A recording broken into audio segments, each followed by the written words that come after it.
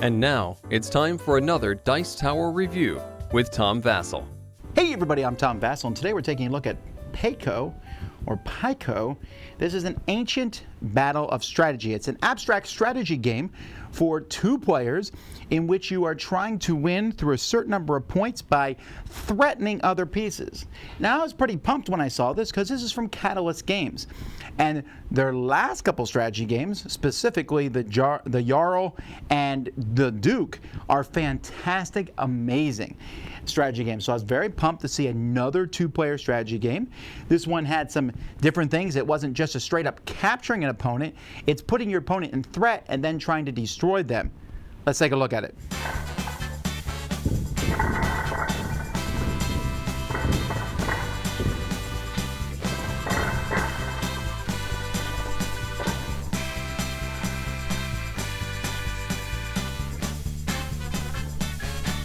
In this game, one player is going to be the black pieces, the other person is the white pieces.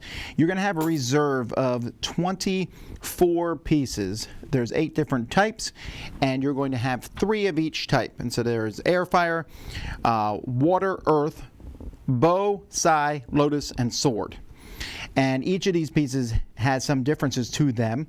You're going to see on the piece, there's a picture of the piece, and then it shows arrows that somewhat correspond to threat. Not completely. You're going to really need to see this here. So they're either going to cause threat, which shows you the red squares are where you threaten, and cover, it shows hearts. Now what that means is, in this game, if I have a piece and it's pointing this way, and let's say it's threatening this piece that's here, and I get another piece that's also threatening it, if I have 2 threat against a piece, I'll be able to remove it at the end of my turn. If that piece is in cover for whatever reason, so let's say it's next to another piece that's providing it with cover, then I would need 3 threat to get rid of it.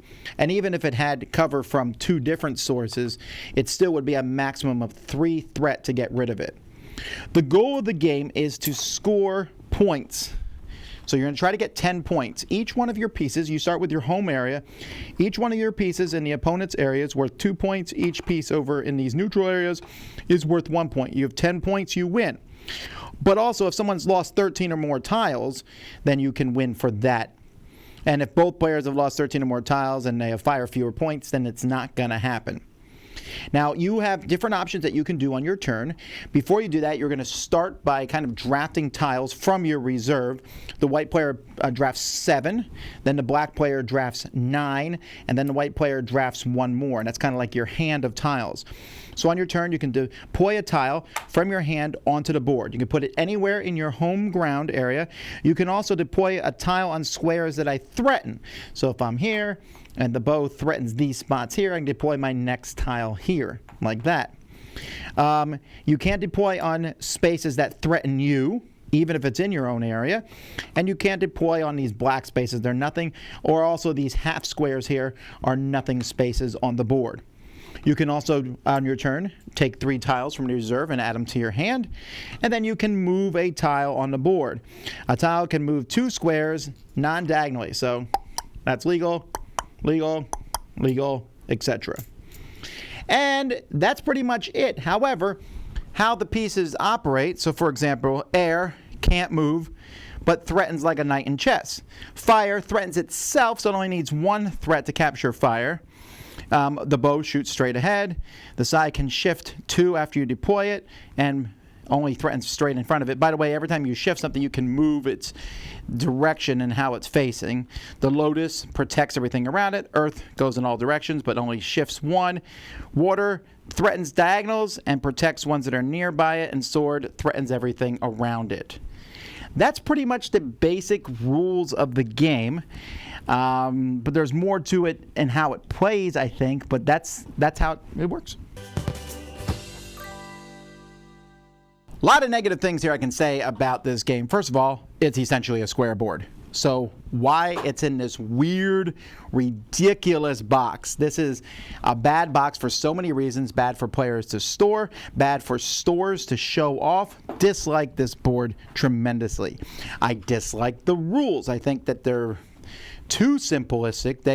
They actually explain how to play the game, and I'm like, what? And then, to start playing on page 4, for whatever reason, and there's just too little information. There should be examples and things. And then most importantly, by a mile, this information here is not on a reference card for both players, and it should be, because this game itself, these pieces don't give me any indication how they work. Not to mention, they, at a distance, all look fairly similarly. These little arrows that point where you threaten don't actually tell you exactly how they threaten. So, for example, the bow shows that you're threatening in front of you, but the fact that it threatens 3 spaces is not readily apparent. And air, which threatens like a knight, then why are these arrows even on it when it threatens these things here? I found these pieces to be confusing. They're nice quality for sure, but they're confusing as all get out. And the fact that there's not one of these for each player is just, it's uncalled for. The game also comes with bags. I don't know why these bags are here. I think they're to store your pieces in, but for what? Maybe so you can get rid of this box? For me, the components of this game, hands down, would make me give this a negative review.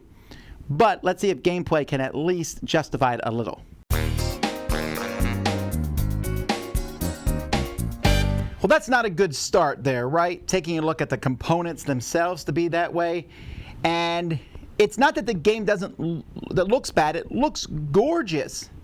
But it's nigh unplayable unless you have every piece memorized, which I guess you could say, well, in chess you memorize all the pieces. Sure, but we've all memorized the pieces in chess, but the first time you play chess, you have a little thing that explains how each of the pieces moves. And this game, and also the chess pieces look fairly different. These, a lot of them look the same. But let's take all that out. Let's just talk about the game itself. The game is one that I think if you played it all the time and quite a bit, you would know strategies that would run rings around me. I would never claim to be good at this game or to know what strategies are good or not. Fire seems deadly to put out because while it can certainly threaten a lot of spaces, it's easy for your opponent to take out. It feels like you should put out lotuses to defend pieces, but whether you should put a piece out or move a piece or draft pieces, I wouldn't tell you. I wouldn't know what's the best move at any given point. And so there's a couple problems in there. First of all, the whole drafting pieces at the beginning and then using a turn to get more pieces seems like it just doesn't seem interesting at all to me. That's a really boring maneuver in this game. Why not just have all the pieces? Why make me waste a turn to get some more pieces when literally I could just, I don't know, my opponent's gonna have to do it too. Now you can talk about conservation of pieces and such, but I just found it to be mind-numbingly boring. Not to mention, on turn 1 of game 1, which pieces should I take? I don't know. So far in every game I've played, I've just taken the one of each. I don't know which pieces are best. There should definitely be a thing. See, with chess, this is what you start with. Boom, it's on the board. With this game, it's you have all these pieces. You can put one anywhere in this whole area, and then the next one, and you can kind of build out from the threat and put your pieces in the opponents. But this game is dense. It's really dense. It is not obvious. I think the best abstract strategy games are ones that when you play it, you're like, oh, that's how it is. A light bulb goes off in your head. The light bulb doesn't go off in your head for a long time with this, and games don't have a shelf life to be able to handle that now. Now, I know this was a print and play because I went up and looked to see what people's thoughts were on it, and almost all the very positive stuff was before this game came out in a published form. But I don't know how to explain how I feel about this game other than to say it feels like a pretentious game. It feels like a game that people who play it automatically know they're better than you. I don't mean that to be a negative if you like the game, it is what it is, but it just feels like that. It's like, this game's so cool that it's barely legible. You can move these pieces, you gotta figure it out. And you gotta move here, and you gotta play it 30 times before you get it. Well, if you're looking for a game like that, this might work, but I don't know who I would play this with, even if I did get into it, because I'd have to find someone else and get them into it, as opposed to the GIF series, which has incredible depth to it and complexity. And while I don't love all of them, they certainly have like 3 rules. This has a lot more than 3 rules. Even there's a small rule sheet, so you can put a piece here and there, and then each piece moving completely differently. There's just so much going on that to crack the code of the game is going to take a long time. And unfortunately, in an abstract strategy game, the fun of the game. And I don't know, I found it boring. I found it unsurmountable to figure out what on earth was going on. I've won games, I've lost games, but both ways I just didn't care. It's a pretty game, but it's not like their last game, the Duke, which I thought was phenomenally interesting, where the pieces actually showed you how they moved when you put them out, and you battled in a chess-like way. This is probably a deep, thought-out battle. It's just for people who are obviously way smarter than me. Dice Tower Judgment, not for me.